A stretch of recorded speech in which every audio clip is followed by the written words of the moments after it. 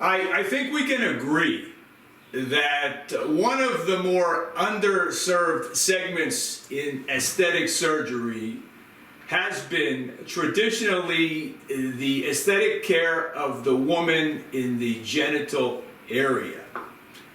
And it wasn't until the late 1990s that the area really got any type of attention. And this came in waves. The first attention that was given to this area was surgery. And the surgical techniques and the surgical focus in the early years, in the 1990s and the early 2000s, broke off into three different things. The first thing was the treatment of the appearance of the Labia Majora and the Labia Minora for surgical aesthetic reconstruction. The second thing was the vaginal canal tightening. And the third was the reconstruction of the hymen, which is usually done, as you are well aware, for cultural reasons throughout the world. And being surgical, it limited the procedures to people who were surgeons.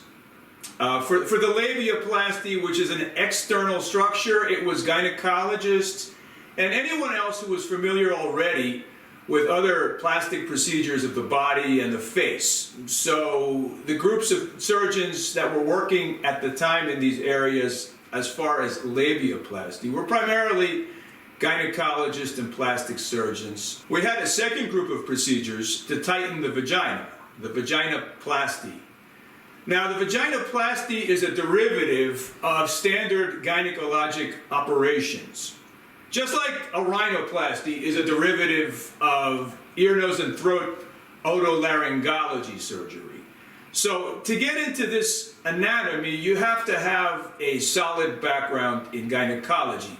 So the vaginal canal tightening procedures were primarily limited to gynecologists and people familiar with pelvic reconstruction, which also includes urogynecologists and some urologists.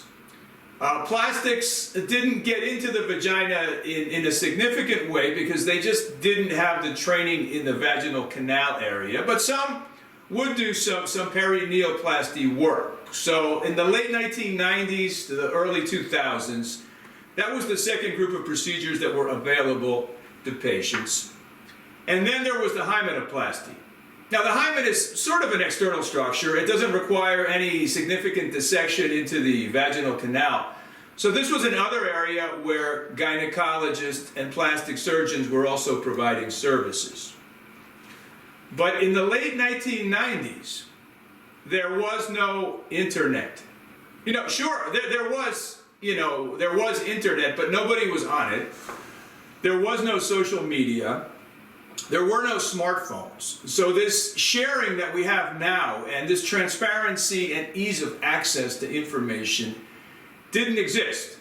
So the small numbers of patients that were being operated were passing the word amongst themselves, but it wasn't as extensive or as quick as it happens today.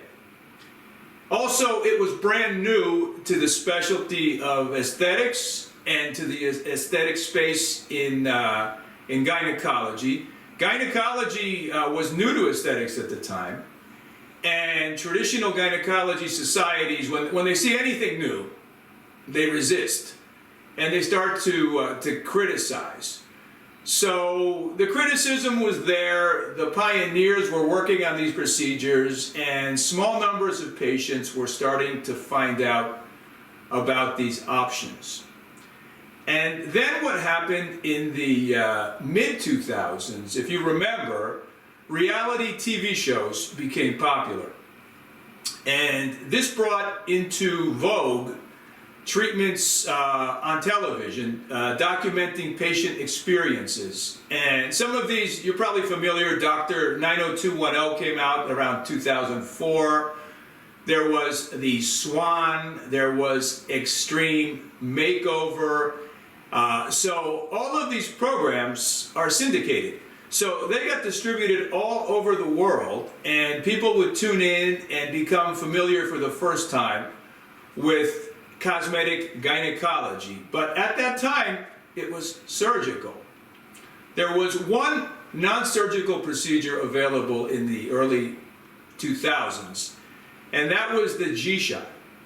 This was a shot of filler, of hyaluronic acid, or collagen at the time, I think, was still being used, into the anterior vaginal wall to create swelling around the G-spot. And the thinking was that if it swells, it gets better friction. And if it gets better friction, you get more sensation. And if you get more sensation, you have a better orgasm. Now, these things weren't studied for these effects. Obviously, fillers had been studied, and they are known how they last a few months in the body, that they're generally harmless. So this was the only non-surgical procedure available at that time.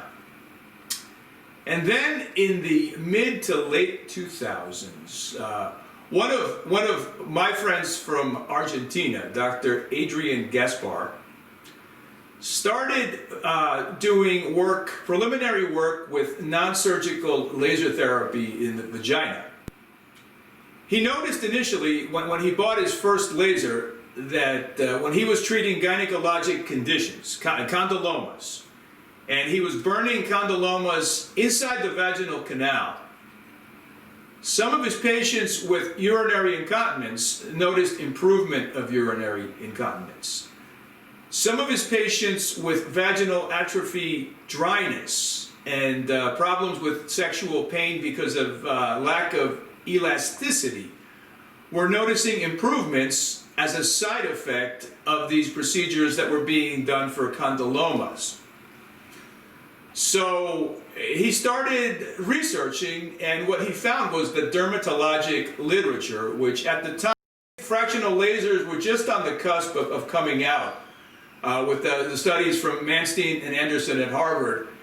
And so he contacted an Italian company, DECA, which I'm sure you're familiar with, which had a full CO2 system for the face. And he asked them if there was any way that they could design a probe to use in the vagina, which is nothing more than getting the laser beam to shoot at 90 degrees from the long axis, because your regular laser probes, like your facial stampers, they shoot straight on. So he just needed one more mirror in a handpiece to deflect it 90 degrees. And so they did. And they didn't have protocols, so they used the dermatology protocols. But they understood that the skin of the vagina is distinct from the skin of the epithelium of the outside of the body, like the face and anywhere else that you typically use lasers, because it's non-keratinized. That makes it a little bit thinner, and that means that the laser settings need to be tuned down a little bit, because if you go down X number of microns without the top keratin layer, you go too deep, and you wind up with burns. So once they figured that out, they started doing preliminary trials, and in the United States, none of this was happening, of course, because none of this stuff was ready for the FDA or for anything more than trials. And so they started doing a series of studies on menopausal patients, primarily looking at vaginal atrophy treatment. And they did biopsies, so they were able to show histologic changes in response to laser. And these histologic changes correlated to symptomatology improvement. Of course, these were small studies. So this was around now, we're up to 2011 and 2012. And since DECA is an Italian company, my colleague from Argentina started working with Stefano Salvatori, who at the time was just a traditional gynecologic urogynecologist doing traditional practice with no experience in lasers.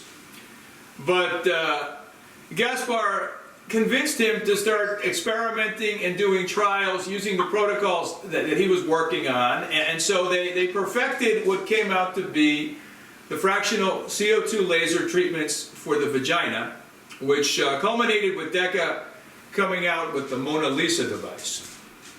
And that device, along with the Alma FemiLift, were the first two FDA-approved devices, which brought us to 2014. So in 2014, for the very first time, someone who didn't have the background in gynecologic surgery, someone who didn't have a background in plastic aesthetics, could buy a machine and do a treatment that treated one of the three things that, one of the three areas that were being treated by the cosmetic gynecologist and the plastic surgeons who were doing cosmetic gynecology. They could do treatments for the vaginal canal and some skin-based treatments for the outer labia. So for the first time, people could say, I also provide cosmetic gynecology services. And this was a new branch of cosmetic gynecology. For the first time, it was non-surgical cosmetic gynecology.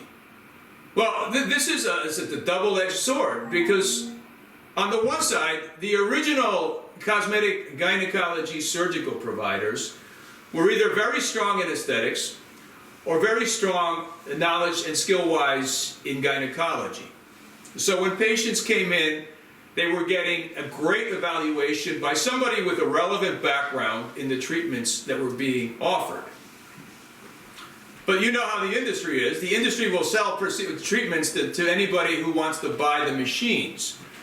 So they were very good at selling machines not only to the experts, but to novices, either novices to aesthetics or novices to gynecologic conditions. So what happens when you have beginners? Well, beginners make beginner mistakes. So some people were being treated that the indication was improper. Some people were being treated that the technique was improper. And so you had a few problems here and there along those lines.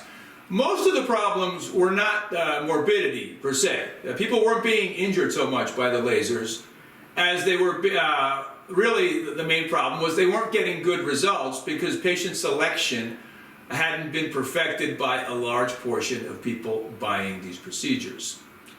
And in regular aesthetics, we know about creating expectations and telling the patient to be realistic. But what was happening is somebody who was brand new to aesthetics, they don't know that. They haven't learned that yet. And so their first encounter with the patient doesn't involve expectation counseling, which is critical. So if I tell a patient that the world is going to change when you have treatment X, and the world doesn't change, but I didn't tell them that the world might not change, then we have a difficult discussion, because we took a patient, we took their money, we gave them a service, and the service didn't do what they thought it was going to do. And we didn't tell them what we thought it was going to do, because since we were beginners, we didn't know what it was going to do. We were counting on the sales pitch to be accurate. And that clearly, as everyone knows, is not realistic in anyone's world. So after these mistakes started happening, of course, the traditional medical gynecologic societies would pounce on those stories and say that these are the reasons why these treatments are no good. But we know that's not true. We know that these are the reasons why education is necessary. Just like I wouldn't expect a first-year resident to complete a hysterectomy, I wouldn't expect a fully trained gynecologist without any treatment in aesthetics to give a good aesthetic consultation. Or someone who is very good in aesthetics to be off the bat very good at understanding and knowledgeable in the management or evaluation of gynecologic issues. So we have evolved. We have been through this learning process. The FDA criticized the industry for hard selling the lasers, and they mischaracterized the morbidities. So they confounded. They said morbidity and just lack of expectations are all the same thing. And I wrote a series of articles just saying that that is absolutely not the case. You have to separate human factor, lack of experience errors from technology inadequacy errors. Okay? If I buy a fancy automobile and I crash it into a tree, it's not that the automobile had a problem, it's that the learning curve of driving had not been adequately completed. So when we have that situation, again, education of gynecologic issues, education of aesthetic issues is the critical component to success. And now that these procedures have been out for years, 2014 in the US, maybe 2013, 2012 outside of the US in some places, Europe, Asia. So since the mid-2000s, we have people that have been performing procedures at volume. So there are plenty of opportunities to learn how to use these technologies. But we have to understand that cosmetic gynecology is not a machine. It is not a procedure. It is a component, it's a field of different components mixed together artistically and skillfully by a competent practitioner. Now that practitioner can be of any specialty, but so long as they understand the techniques and how they're used, how they're integrated, how they're mixed together, and in what sequences they're approached, you're going to become a master chef in these services. Because if you're not a master chef, then the only thing you can say is that I offer a service that's provided that's a machine treatment. And you might ask, well, what's wrong with that? Well, what's wrong with that from a marketing standpoint, from a business standpoint, is that now, instead of becoming a skillful master practitioner, you have become somebody who just sells a product. And somebody who just sells a product is selling a commodity. And how are commodities purchased? How do you buy stocks? You look for the low price. So if all you can offer is the service with no artistry and no skill behind it, you are at the mercy of price competition with anybody else who wants to give you the same service with the same lack of knowledge and the same lack of skill, simply at a lower price. And that is not a good business model, because what happens when they lower their price and you lower their price? They lower their price again, and before you know it, the service is no longer worth doing.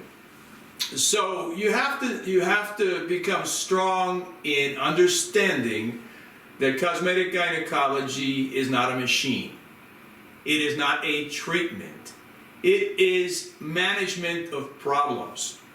So when I focus on a patient encounter, whether it's via advertising online, via my website, via interactions live or virtual, I focus on the problem. And only then do we bring in the mix of services that are going to be required to fix that problem. And I think that's how most of you address all of your existing services for which you've already had training and years of expertise. You fix problems. Providing the services is sure, that's a list of things that we do, but the patient encounter isn't focused on the machine. It's focused on fixing the problem, because if you can't fix the problem, you won't be getting a second opportunity to use the machine, or the machines, or the treatments. All right, I think that is an excellent background and segue to start talking a little bit about different technologies that I know are top of mind for many of you. So let's start first with, we've been talking about lasers. So let's talk a little bit about what lasers are good for in the vaginal area and what they are not good for, and contrast the lasers with, let's say, radiofrequency technologies and other technologies that are coming out on the market. So first and foremost, let's start on the outside. Let's start with the labia majora. Lasers on the labia majora are identical to laser treatments as far as effect as laser treatments of the face. What we have for the face already existing, fractional CO2, full field laser ablations, bleaching treatments are identical to the treatments of the labia majora. So if you have existing protocols already in place for treating the face for smoothing, for acne, for just hyperpigmentation, you can adopt those and translate those identically to the labia majora, and you will have similar results. There's nothing in the anatomy of the labia majora that would concern yourself from a functional standpoint. All of the functional parts of the labia majora, as far as glands and nerves, are toward the inside, or they're deep beneath the subcutaneous at the level of the muscle. And you will never reach those areas with lasers. The only thing you would have to keep in mind is if there is evidence of or history of genital herpes, it's always a good idea to pre-treat with antivirals so as not to precipitate an attack. That would apply to anything in the genital region, whether it's surgery or non-surgery. If you're going to be needling or if you're going to be manipulating in any significant way, it's probably not a bad idea to start with a pre-treatment of one day of an antiretroviral and continue it for 7 days. That's my routine typically. So I normally will treat any of my laser patients with antiviral starting the day before the treatment, continued for a full 7-day course. And that will inhibit any chance of herpes outbreak if there is a history. As far as the vaginal canal, well, let's go to the labia minora. The labia minora are very sensitive and very thin. So when you apply a laser, even if it's a fractional laser with very limited penetration, it is too much for the labia minora to handle. So any of the bleaching protocols that work on the labia majora certainly could be done, but they would be extremely painful and involve extreme swelling, and probably you would not be able to do a second treatment because it would be so painful that the patient would have an element of post-traumatic stress because of the experience. And you might say, well, what happens if I use anesthesia?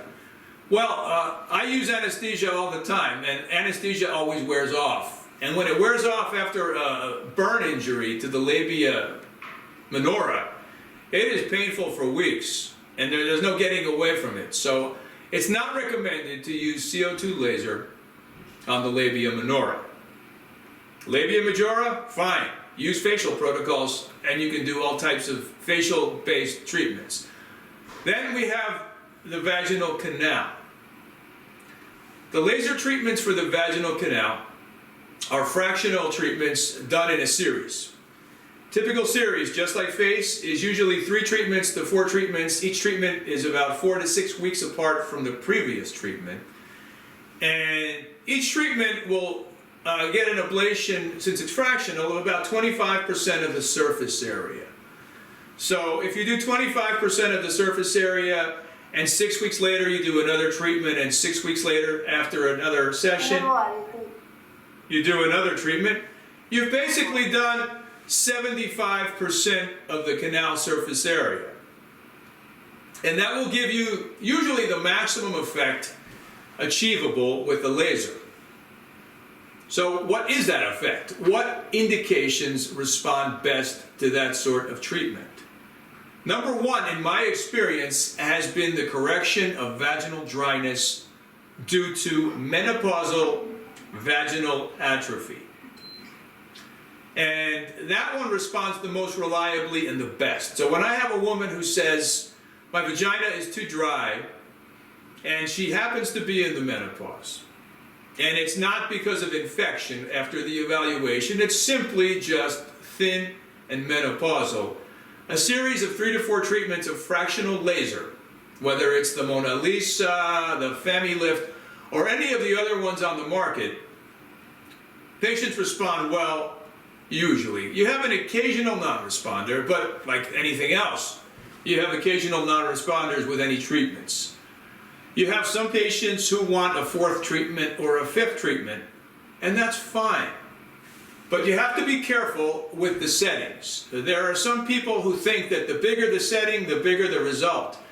You can't think that way when you have vaginal atrophy, because the skin is very thin. You actually want to turn it down to the lower end of energy settings when you're doing treatments of the vaginal canal in the menopausal patient.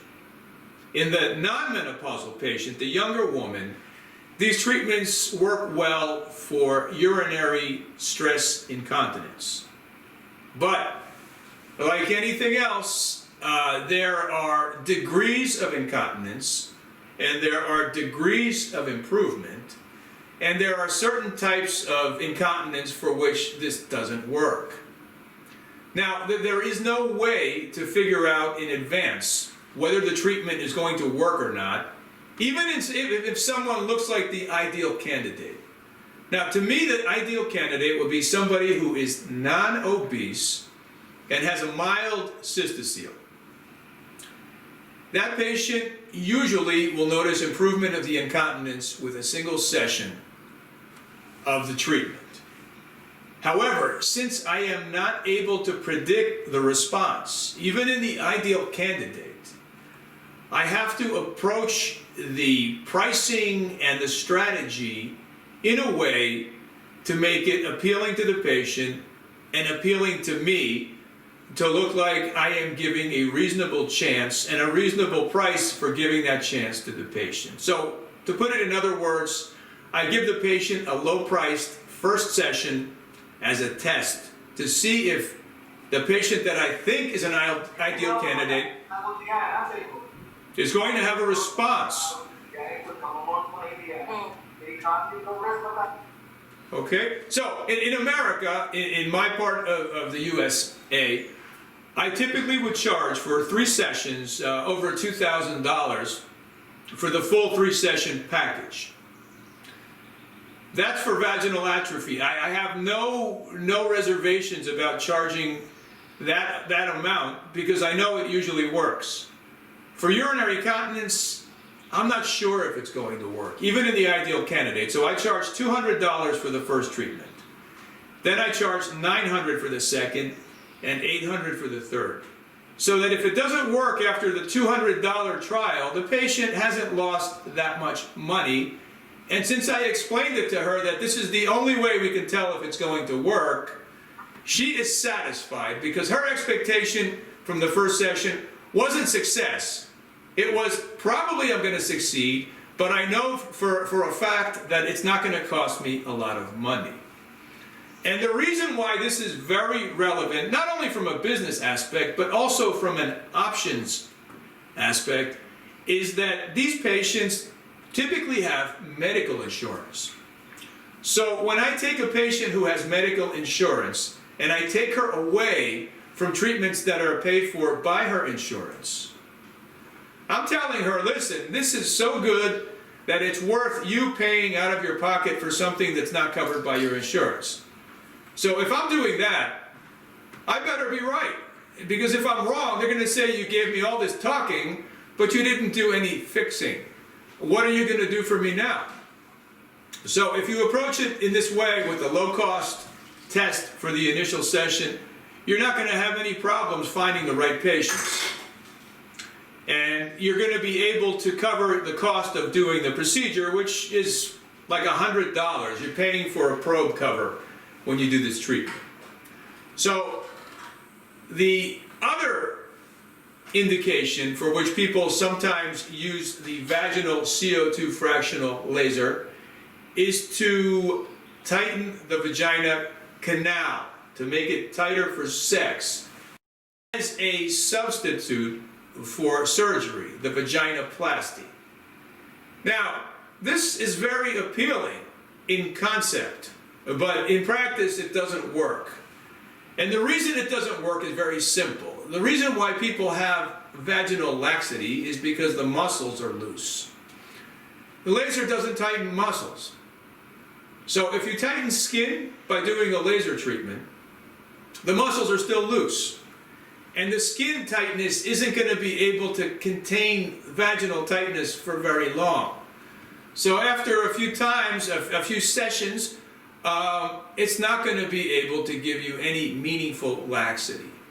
Patients love percentages, so I don't have a real percentage as to what effect laser would have, but if I did, it would probably be about 10% tightening for a few weeks. So I don't think it's worth it. I do think it's a great treatment for vaginal atrophy.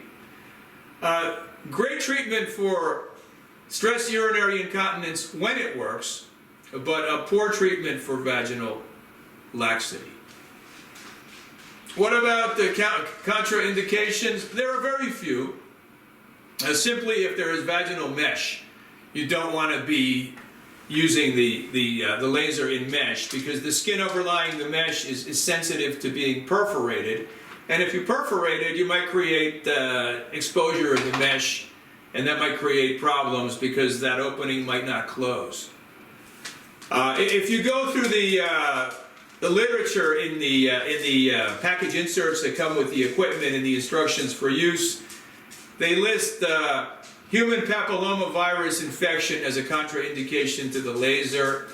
It's not. It's just that if you did have these problems, it's going to delay the treatment, the diagnosis of these problems, if they haven't been evaluated by a gynecologist. So it might put you into a legal issue if you say that you do vaginal treatments, because they will ask you, well, why didn't you just do a pap smear to make sure that that lady was free of disease? So doing the laser will not accelerate any problems caused by human papillomavirus, but it might delay the diagnosis because the patient might have a false sense of security that everything is okay, since in her mind, she went to a doctor. And the doctor already saw her, and she didn't realize that this doctor wasn't checking her for pathology of the cervix. So that's the only reason it might say something like that in literature. So it's not to fear if they've had a recent pap smear, but might not be a bad idea to do a pap smear if they haven't recently had one. All right, so let's go from the laser to the radio frequency. Radio frequency exists in multiple formats. You have surgical radio frequency, where in the middle of an operation of opening the vagina surgically, you can cauterize with radio frequency to achieve shrinking of the tissues with the heat generated by the radio frequency device. On the less invasive side, you have radio frequency needling, which everybody who does dermatology knows. You can radio frequency needle the face and you get nice effects. You can do that in the vagina as well. It's a little more sensitive and the vagina is a little more vascular, so if you start pricking the skin of the vagina, you might get some bleeding. And some non-gynecologists who lack familiarity in this type of work might be a little reticent to do that. And then you have the non-surgical radio frequencies. The more popular ones would be the Thermiva and the Viviv. Well, the temperatures that are reached can be low and tolerated without any type of anesthesia, like the Thermiva, which is, I think, 40 degrees Celsius.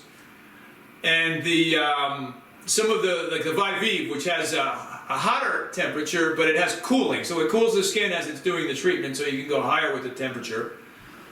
And so with that one, you're able to do a little bit deeper and a little more aggressive.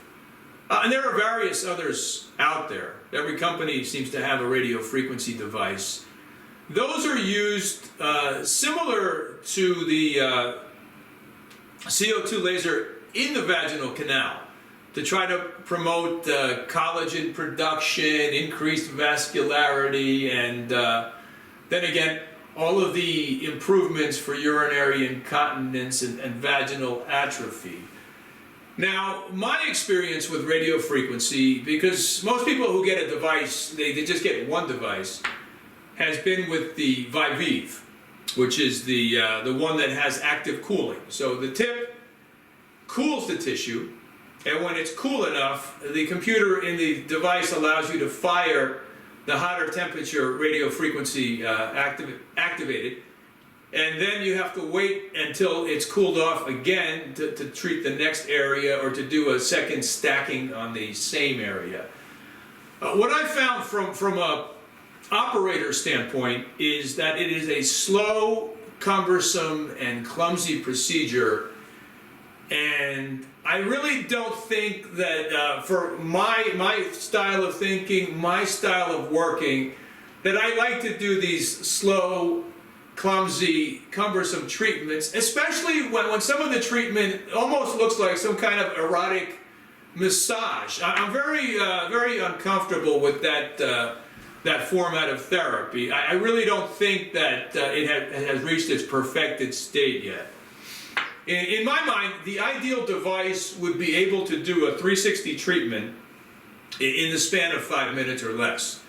So rather than have one little head that has to be moved continuously for 30 minutes, you could have multiple heads that don't have to be moved at all, and in the course of a short amount of time, boom, everything is done. Now, the technology exists to do that. I just don't know if the price or the form factor would be prohibitive to use at the current time. So, you know, I'm sure that people that do these procedures and continue to do them are continuing to do them because they are finding good effects. But from a personal user standpoint, it's not something that appeals to me.